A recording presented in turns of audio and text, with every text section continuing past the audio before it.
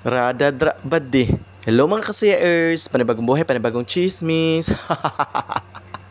So for this video no, so nangita baka og kanang lamian nga mga street foods, ani lang na diri sa Panabo City. At bang lang na siya sa 7-Eleven, likod lang na siya sa terminal aning Panabo City. Og kompleto nilang mga baligya diri ano, so naa sila yung mga hotdog, isaw, mga tiil ug uban pa. So traditional gyud nato ning mga Pinoy no, ug barato pa gyud og lamian pa gyud na ilahang sauce, naa sila mga soka, lami jud kay ilang suka diri guys. Dili jud ka mahay na ilahang mga pamaliton diri. So habang naghulat-hulat mi sa among sunduan ni kay padulong may migmati ani, usa dihang gigutong jud mi, so diri amin naabot aning likod aning Panabo City kay diri ara man duol man siya sa terminal. So mo ni nagtry akong gipalit dira is kining isaw.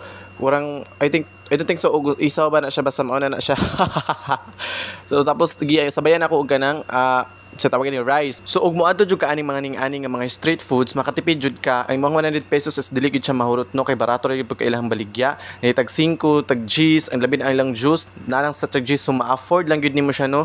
Pangpalipas gutom kanang ginagutom ka. Mao gyud pud ni among while nagaw school ko sa una, mao gyud ni amo ang pampalipas gutom jud, mao gyud ni amo ang ginakaon, ginapalit kay barato pa ni sa una.